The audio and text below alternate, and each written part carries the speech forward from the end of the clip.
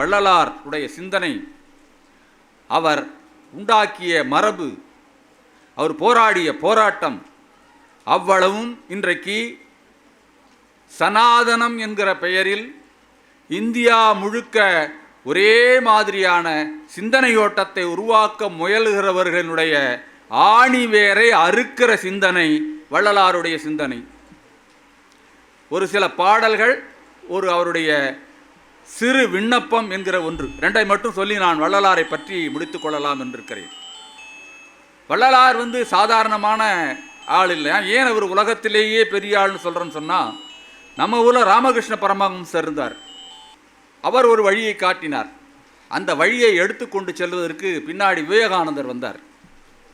ராமகிருஷ்ண பரமஹம்சர் படிக்காதவர், ஆனால் ஆன்மீகத்தில் எல்லா மதமும் ஒன்றுதான் என்கிற சிந்தனை ஓட்டம் உள்ள மிகச்சிறந்த சிந்தனையாளர். அதில் ஒன்றும் சந்தேகம் இல்லை.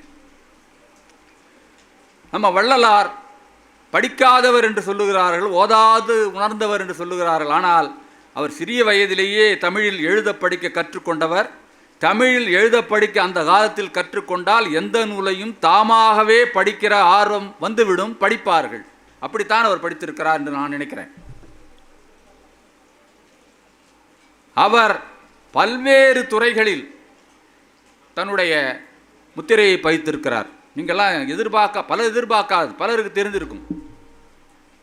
அவர் ஒரு மிகச்சிறந்த பத்திரிகை ஆசிரியர்னா நீங்கள் நம்புவீங்களான்னு எனக்கு தெரியல.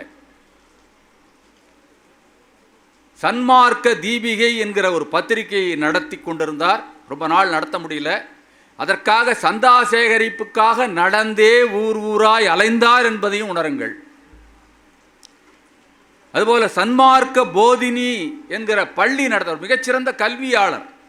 சன்மார்க்க போதினி என்ற ஒரு பள்ளியை நடத்தினார். அந்த பள்ளியில் ஆண் பெண் இருபாலரும் படிக்கிற பள்ளி. எப்போ? 1850களில் 60களில். அப்பொழுதெல்லாம் நம்ம கிட்ட பள்ளியே இல்லை, வெள்ளக்காரன் ஏற்படுத்தின பள்ளி மட்டும்தான் உருவாகி கொண்டிருந்தது. அதில் ஆண் பெண் இருபாலரும் படிக்கலாம். வயோதிகர்களுக்கு அப்பொழுது நாம் இப்போ நடிக்கிற அறிவொளி இயக்கம், அதுபோல் அவர் இயக்கம் நடத்துவதற்காக அவர்களெல்லாம் அழைத்து பாடம் நடத்தினார். எல்லாவற்றுக்கும் மேலாக தொழுவூர் வேலாயுதம், பின்னாடி ஜாதியோடு தான் குறிப்பிடுகிறார்கள், நான் ஜாதி குறிப்பிட விரும்பலை. அந்த தொழுவூர் வேலாயுதம் மிகப்பெரிய தமிழ் பேராசிரியராக இருந்தவர். பின்னாடி மாநில கல்லூரியில் வேலை செய்தார். அவர் ஒரு அணுக்க தொண்டர். அவர் அங்கே முதலில் தமிழ்நாட்டிலேயே திருக்குறள் வகுப்பை நடத்தியவர் நம்முடைய வள்ளலார். மாணவர்களுக்கும் மற்றவர்கள் எல்லோருக்குமே நடத்தினார். சன்மார்க்க வகுப்பு என்பது சன்மார்க்க நெறிமுறைகளை கற்றுக் கொடுத்து அவர்களை பல்வேறு பகுதிகளுக்கு அனுப்பி சன்மார்க்கத்தை பரப்புவது, அதான் அவருடைய நோக்கம். இன்னொன்று கேள்விப்பட்டுனா ஆச்சரியப்படுவீங்க. இந்த சன்மார்க்க போதினியில் பணியாற்ற ஆசிரியர் பயிற்சி பள்ளி நடத்தினார் வள்ளலார். எப்படியெல்லாம் அவருடைய சிந்தனை ஓட்டம். மிகச்சிறந்த சித்த மருத்துவர். அது மட்டுமல்ல, ஒரு மருந்து, சித்த மருந்தை தயாரிக்கிற முனைப்புகளில், பல சித்த மருந்து தயாரிக்கிற முனைப்புகளில் இருந்தவர். ஒரு நிகழ்ச்சியை சொன்னால் சரியா இருக்கும்னு நினைக்கிறேன். சென்னையிலிருந்து அவருடைய நண்பர் இறுக்கம் ரத்தினம், அவரையும் இறுக்கம் ரத்தினம் மோலியார் என்று தான் சொல்லுவார்கள். இருக்க ரத்தினம், அந்த எல்லா கான்டெக்ட்லையும் அந்த மாதிரி பேர் தான் வருது. இருந்தால் நாம் சாதியை கட் பண்ணியே சொல்லுவோம். இறுக்கம் ரத்தினம் அவர்கள் சென்னைக்கு அவரை வர சொல்லி கடிதம் எழுதுகிறார். அந்த கடித புத்தகம் ரொம்ப முக்கியமானது. இங்கே வந்திருக்கிறவர்கள் இங்கே அந்த கடித புத்தகம் கிடைத்தால் அருள் கூர்ந்து வாங்கி கொண்டு படித்து பாருங்கள், வாங்கி கொண்டு சென்று படியுங்கள். அந்த நூலில் அந்த காலத்தில் வள்ளலாருடைய நவீன சிந்தனைகளை நீங்கள் முழுமையாக அறிந்து கொள்ளலாம். அப்பொழுது அவர் சொல்லுகிறார், இறுக்கம் ரத்தனம் பிள்ளைக்கு கடிதம் எழுதுகிறார், நான் சென்னைக்கு வருவதில் எனக்கு ஒன்றும் தயக்கமில்லை. ஆனால் சமீபத்தில் ஒரு மருந்து தயாரித்து கொண்டிருந்தேன். அது சிறிய தவறின் காரணமாக அந்த மருந்து முறிந்து போயிற்று. பல்லோருக்கும் சுலபமாக உதவக்கூடிய அந்த மருந்து வீணாக போனதில் நான் கிளேசத்தில் இருக்கிறேன், கவலையில் இருக்கிறேன். எனவே இதற்கு சில நாட்களுக்கு பிறகு வருகிறேன் என்று கடிதம் எழுதுகிறார். மிகச்சிறந்த பெரும் புலவர் ஐயா 6000 பாடல்களை எழுதியிருக்கிறார். 6000 பாடல்களும் தமிழில் இருக்கிற பல்வேறு வகைகளில் எழுதப்பட்ட பாடல்கள். அது மட்டுமல்ல, ஒரே இரவில் 1596 வரிகள் கொண்ட, நீங்கள் கம்யூனிஸ்ட் மேனிஃபெஸ்டோ கேள்விப்பட்டிருப்பீங்கல்ல, மூலதனத்தினுடைய மொத்த சுருக்கம், அதுபோல 6 திருமுறைகளின் மொத்த சுருக்கம்தான் அந்த அருட்பெருஞ்சோதி அகவல். அந்த 1596 வரிகளை ஒரே இரவில் எழுதினார் என்று சொல்லுவார்கள். நீங்கள் 6000 பாடல்களையும் படிக்க வேண்டாம், 1596 அருட்பெருஞ்சோதி அகவல் வரிகளை படித்தால் போதும். அதுதான் 6000 பாடலுடைய சாரம் என்பதை உணரலாம். இப்படியெல்லாம். அப்புறம் பாடல் புனைகிறவர், சாகித்ய கர்த்தாவாக இருந்திருக்கிறார். எப்படி? அதை விட ஒரு அமைப்பு நடத்தினார் பாருங்க, சமரச சுத்த சன்மார்க்க சங்கம். சன்மார்க்கம் இல்லை, சன்மார்க்க சங்கம். அது அந்த காலத்தில் ஒரு சங்கம் நடத்துகிற சிந்தனை. அதற்கு அவர் கொடுத்த விளக்கம், எல்லா சமயங்களுக்கும் பொதுவான அறநூல் முடிவான 4வது மார்க்கத்தை சேர்ந்த கூட்டத்தார் என்று பொருள் என்று சொன்னார். அவருடைய சமரச சுத்த சன்மார்க்க சங்கத்துக்கு எல்லா சமயங்களுக்கும் பொதுவான, பாரதி கூட அவர் அப்படி தான் சொல்லுவார், எம்மதமும் சம்மதமும் என்பார் வடலூர் ராமலிங்கம் என்று குறிப்பிடுவார். எனவே மதம் கடந்த, சாதி கடந்த ஒரு மிகச்சிறந்த ஒரு தலைமுறையை, ஒரு பண்பாட்டை தமிழர்களில் உருவாக்குவதற்கு அந்த நாளில் அவர் போரிட்டார் என்று சொன்னால், இன்னும் நமக்கு இப்போ அந்த மாதிரியான வேகமும் இல்லை, விவேகமும் இல்லை என்பது ரொம்ப வருத்தத்துக்குரிய விஷயம். அவருடைய அருட்பெருஞ்சோதி அகவல்ல சொல்லுவார், சாதியும் மதமும் சமயமும் பொய்யென ஆதியில் உரைத்த அருட்பெரும் ஜோதி என்ற வரிகளால் குறிப்பிடுவார். மிக நீண்ட பாடலில் சாதியிலே, மதங்களிலே, சமய நெறிகளிலே, சாத்திர சண்டையிலே, சாத்திர சந்தடியிலே, கோத்திர சண்டையிலே அபிமானி தலைகின்றீர் உலகீர், இவ்வாறு அலைந்து அலைந்து வீணே அழிவது அழகலவே என்று கடுமையாக கண்டித்தவர். அகத்தே கருத்து புறத்தே வெளுத்திருப்போரை ஜகத்தே திருத்தி சன்மார்க்க தடைத்திட இறைவன் என்னை வருவித்தார் என்று டிக்ளேர் பண்ணுவார். அறிக்கை ஒரு மாதிரி எல்லோருக்கும் சொல்லுவார். அப்படிப்பட்ட ஒரு மிகச்சிறந்த வள்ளலார் தனக்கென்று ஒரு சங்கம், அதற்கென்று ஒரு கொடி, அதற்கென்று ஒரு கோட்பாடு. இந்த காலத்தில் கூட கோட்பாடோடு இயங்குகிற எந்த அமைப்பையும் பார்க்க முடியாது. 1-2 அமைப்புகள் தான், கட்சிகள் தான் அப்படி இயங்கிக் கொண்டிருக்கின்றன. கோட்பாடு இருக்கும், ஆனால் அது வழி இயங்குவதில்லை. வள்ளலார் தன்னுடைய கோட்பாடாக சொன்னார், சாதி மதங்களை அதை முழுமையாக பின்பற்றாதீர்கள் என்று சொல்லுவார். அதே மாதிரி ஜீவகாருண்ய ஒழுக்கத்தின் அடிப்படையான உணவளித்தலை எல்லோரும் பின்பற்றுங்கள்.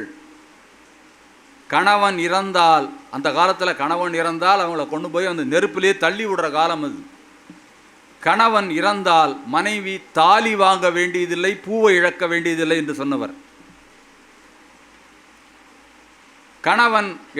மனைவியை இழந்த பிறகு கணவன் மறுமணம் செய்து கொள்ள வேண்டாம் என்று சொன்னவர். இந்த காது குத்தவனான்னு சொன்னதெல்லாம் இருக்காதுல்ல. இப்படி பல சமுதாய கோட்பாடுகளை தன்னுடைய சன்மார்க்க கோட்பாட்டாக சொன்னவர் வள்ளலார். அது பெரிய நீண்ட வரலாறு, அது சொல்லணும்னா இந்த நேரமெல்லாம் பத்தாது. இந்த ஒரே ஒரு அவருடைய விண்ணப்பத்தை மட்டும் சொல்லி நான் நிறைவு செய்கிறேன். ஐயா எழுந்துட்டார், அவர் எழுந்தாலே விவகாரம் நடத்தும். அதனால் நான் அதோட சொல்லி என்னுடைய விஷயம் இதாக முடிச்சுக்கிறேன்.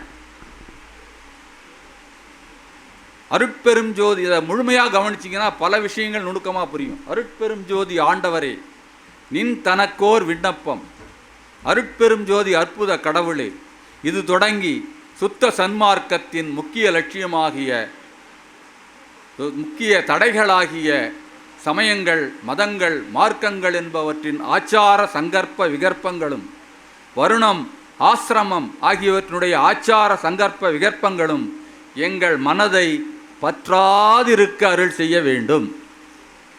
இங்கே தான் அவர் ஆப்பு வைக்கிறது சனாதனத்துக்கு இந்த வரிகளில் தான்.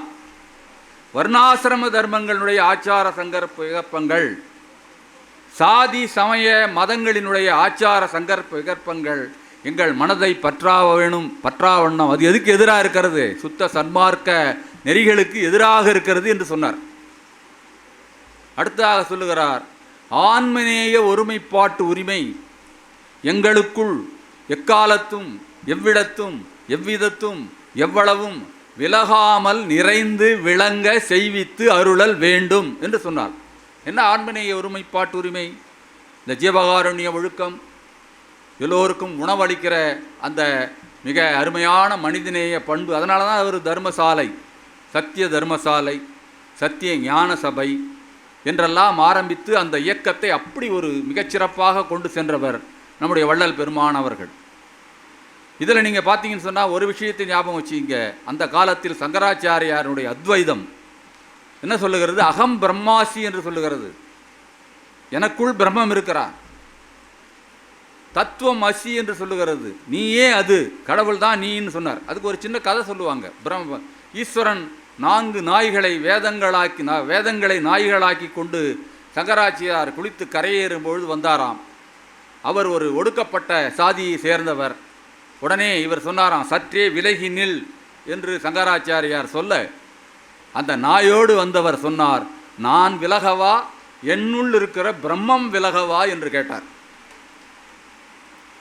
எனவே இவர் என்ன சொன்னார்? நம்முடைய ராமலிங்க வள்ளல் சன்மார்க்க நெறியின் முக்கிய அம்சம் ஆன்மநேய ஒருமைப்பாடு. ஆன்மநேய ஒருமைப்பாடு என்னவென்று சொன்னால், எல்லா உயிர்களும், அது மட்டுமல்ல உயிரற்றவைகளும், அதாவது சேதன அசேதன பொருள்கள் என்று சொல்வார்கள்.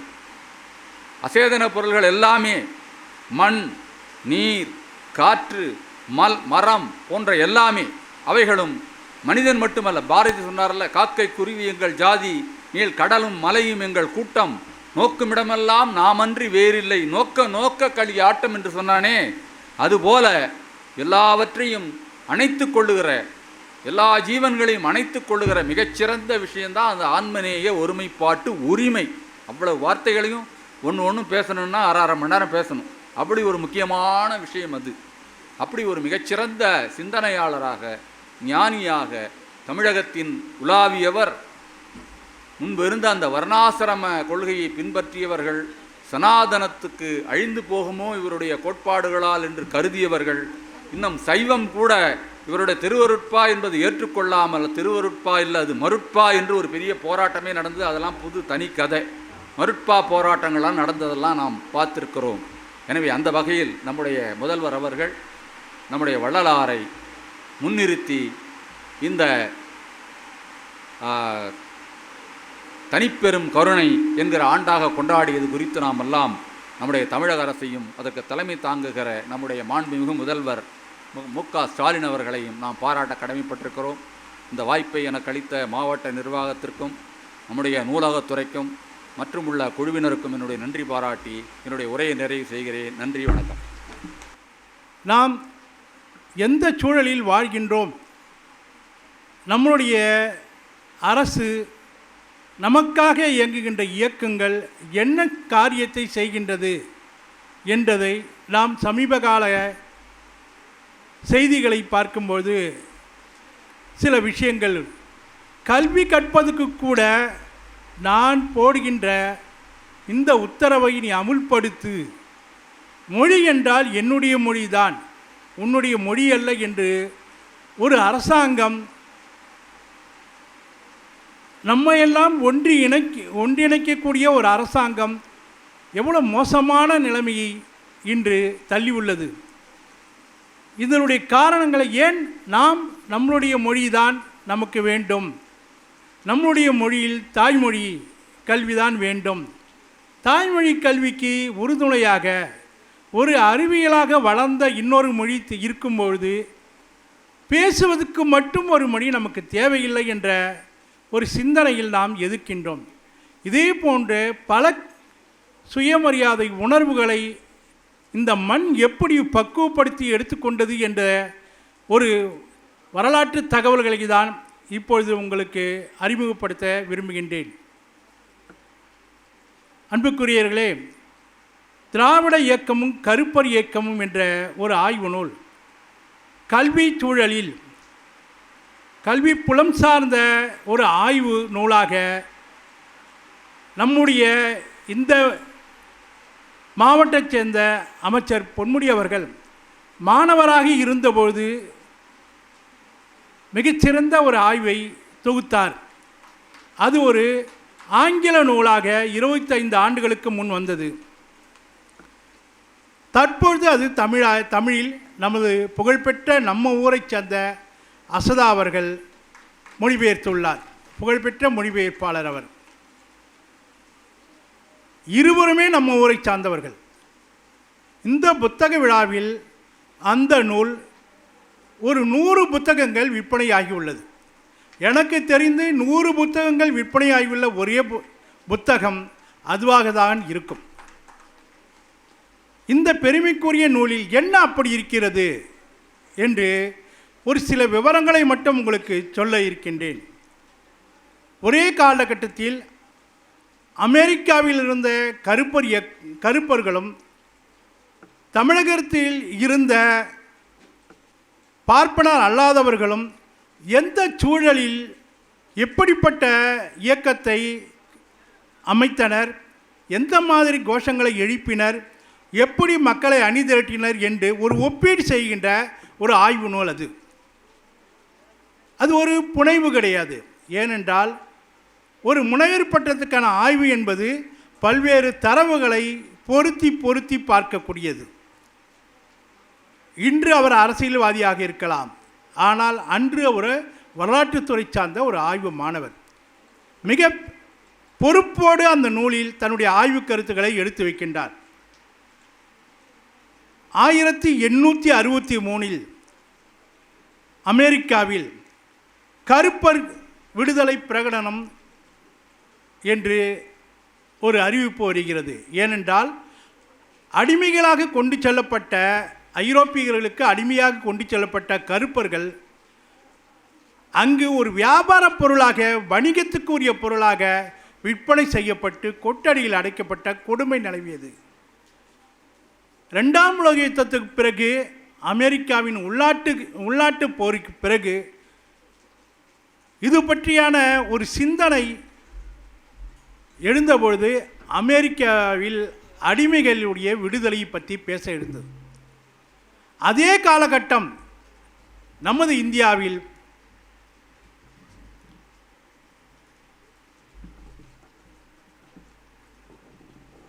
ஜோதிராஜ் பூலே அவர்கள் 1873, அங்கே 1863 அமெரிக்காவில் விடுதலை பிரகடனம், இங்கே 1873 மகாராஷ்டிராவில் ஜோதிராஜ் பூலே என்ற ஒரு தலித் அறிஞர் பட்டியலின மக்களை அமைப்பாக திரட்டி சுயமரியாதை கருத்துக்களை பேசி அணிதிரட்டினார். ஆனால் அவருடைய கவனத்தை விட தமிழ்நாட்டில் அவர் எதை ஆரம்பித்தாரோ அது கவனப்பட்டது, மக்களிடம் கவனப்பட்டது.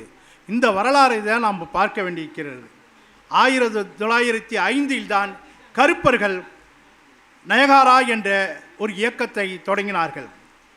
1909 வேற்று நிற மக்கள் முன்னேற்ற தேசிய இயக்கம், 1911 தேசிய நகர்ப்புற கூட்டமைப்பு என்று பல்வேறு அமைப்புகளை உருவாக்கினார்கள். ஆனால் மார்க்ஸ் கார்வே என்பவர் தலைமையில் உருவான கார்வே இயக்கம்தான் கருப்பர்கள் அதிகமாக உள்வாங்கிய இயக்கமாக அது வளர்ந்தது. அதேபோல்தான் பார்ப்பன அல்லாதார் இயக்கமாக 1914 உருவாகிய தென்னிந்திய நல உரிமை இயக்கம் நீதி கட்சியாக மாறியது. 1925 சுயமரியாதை இயக்கமாக அது வளர்ந்து தந்தை பெரியார் அண்ணா அவர்களால் திராவிடக் கழகமாக அது மாற்றப்பட்டது.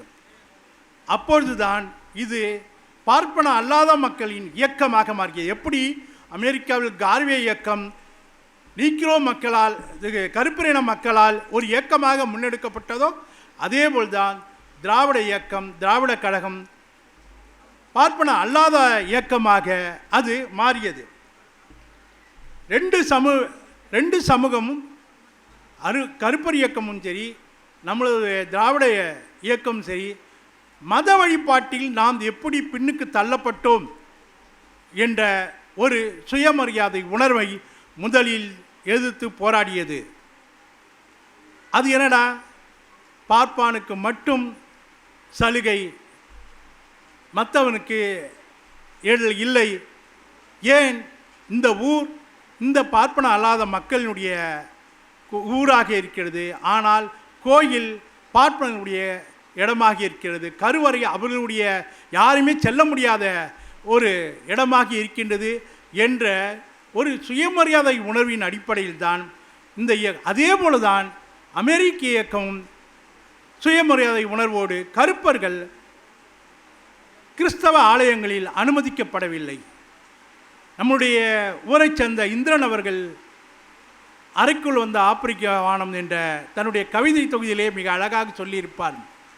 இயேசு கருப்பராக பிறக்கக்கூடாது, அப்படி பிறந்து வந்தால் அது நல்லதல்ல, ஏனென்றால் அவர் மீண்டும் சிலுவையில் அறையப்படுவார் என்று அவருடைய கவிஞர் இந்திரன் அவர்கள் நம்மளுடைய ஊரில் இருக்கும்போது புகழ்பெற்ற தன்னுடைய கவிதை நூலை படைத்தார். அதேபோல்தான் பகுத்தறிவு, சுயமரியாதை, சமத்துவம் போன்றவற்றை முன்வைத்து திராவிட இயக்கம் மதம் கட்டமைத்த சாதி படிநிலைகளை தகர்க்க முன்னேறியது. அங்கே அமெரிக்காவில் நிற ரீதியான பாகுபாடும் இன வேறுபாடும் உலகத்தில் பொதுவாக கற்பிக்கப்பட்டாலும் ஆனால் அந்த பாகுபாடு களைய வேண்டும் என்ற வீறு கொண்ட இயக்கமாக கருப்பர் இயக்கம் வளர்ந்தது. ஆனால் இந்து பண்பாட்டில் நாகரிகத்தையும் பண்பாட்டிலும் மட்டுமே சாதி அடங்கி இருந்தது.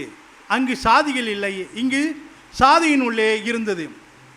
இந்து என்னும் சமூக தொகுப்பில் சாதி படிநிலையில் பெரும்பான்மையான மக்கள் ஒடுக்கப்பட்டவர்களாக இருந்தனர். இவர்கள் கோயிலுக்கு நுழைய அனுமதிக்கப்படவில்லை. கோவிலை சுற்றி சாதி படிநிலையில் குடியிருப்புகளும் வழிபாட்டு உரிமைகளும் வகுக்கப்பட்டது. சாதியத்தின் தன்மையை தக்க வைத்து கொண்ட பார்ப்பனர்கள் மட்டுமே கோவிலின் அனைத்து செயல்பாட்டிலும் கருவறைக்குள் உரிமை பெற்றிருந்தனர். அமெரிக்காவில் கிறிஸ்தவ தேவாலயங்களில் கருப்பினத்தவர்கள் ஒதுக்கலுக்கு உள்ளாயினர். வெள்ளையர் கருப்பினம் திருமணம் தடை செய்யப்பட்டது. கெட்டோ என்று அமெரிக்க கருப்பர்களுடைய தனி குடியிருப்புகள் உருவானது. வெள்ளையர் பகுதிக்கு நுழைய கருப்பர்களுக்கு தடை செய்து பல நகராட்சிகள் சட்டம் இயற்றின. கடற்கரை, குளியல் இடங்கள், கல்வி, குடியிருப்பு, தொழிலகங்கள், நீதித்துறை, சட்டப்படிப்பு, பொது போக்குவரத்து, வாக்குரிமை போன்றவற்றில் கருப்பணத்தவர்கள் அடிமையிலிருந்து விடுதலையாகியும் ஒதுக்கி வைக்கப்பட்டனர். இதை இங்கே அம்பேத்கர் எழுதிய சட்டத்தின்படி சம உரிமை பெற்றவர்களாக பட்டியலினத்த மக்கள் இருந்தாலும் ஒரு விளையாட்டு போட்டியில் கூட வெற்றி பெறுவதை சகிக்க முடியாத ஒரு சாதிய உணர்வு உள்ள சமூகமாக தான் அது வெளிப்பட்டு கொண்டு இருக்கின்றது. கிறிஸ்தவ மத தலைமையில் இருந்த வெள்ளை பாதிரியார்கள் எபிலேசர் என்ற ஆகமத்தின் 6ஆம் அதிகாரத்தின் 5வது வசனத்தை கருப்பர்களிடம் கற்பித்தனர். அடிமைகளே, நீங்கள் கிறிஸ்துவத்துக்கு கீழ்ப்படிவது போல் இவ்வுலகில் உங்களுக்கு தலைவர்களாக இருப்பவர்களிடம் அச்சத்தோடும் நடுக்கத்தோடும் முழு மனதோடும் கீழ்ப்படியுங்கள் என்று சொன்னாங்க. இப்படியே தான் நம்மளையும் சனாதன தர்மப்படி உன்னுடைய கடமையை நீ செய், அதை மீறாதே. இன்று கூட சனாதன தர்மத்தை புனிதம் என்று பேசுகின்ற ஒரு பெருங்கூட்டம், பெருங்குரல் வடக்கிலிருந்து வந்து கொண்டிருக்கின்றது. ஒரு இந்துவின் வாழ்க்கை தொட்டில் தொடங்கி சுடுகாடு வரை மத நெறியாளர்கள் சாதிய அமைப்புகளால் கட்டுப்படுத்தப்படுகிறது. பிறப்பு, பருவம், திருமணம், இறப்பு ஆகியவற்றின் மீதான சட்டங்கள், உணவு உண்ணும் முறை, உடை மற்றும் ஆபரணங்கள் அணிதல், பணிவான உரையாடல், செல்லும் பாதை, நாற்காலி, கொடை, செருப்பு பயன்படுத்துவது, குடியிருப்பில் விருந்தினர்களை வாழ்த்தி வரவேற்பது என மக்களின் உட்பிரிவான சாதியத்தில் கவனமாக வரையறுக்கப்பட்டது. குழந்தைகளுக்கு கூட சொல்லித்தரப்பட்டன. இந்த மாதிரி போக்குகளில்தான் திராவிட இயக்கம் வீறு கொண்டு எழுந்து இந்த மாதிரி பிரச்சனைகளை கையெடுத்துறது. இன்று வரை இந்த பிரச்சனைகள் கூர்மையாக இருக்கின்றால் திராவிட இயக்கத்தின் தேவை இருக்கிறது. கருப்பர் இயக்கம் அங்கே பிறப்பின் அடிப்படையில் ஒதுக்கப்படவில்லை என்றாலும் உரிமை அடிப்படையில் அவர்கள் புறக்கணிக்கப்பட்டனர் என்ற முழு தகவல்களை, தரவுகளை தாங்கி இங்கே அந்த நூல் வெளிவந்துள்ளது. அந்த நூலை வாங்கி பயனடைய என்று கேட்டுக்கொண்டு விடைபெறுகிறேன். நன்றி, வணக்கம்.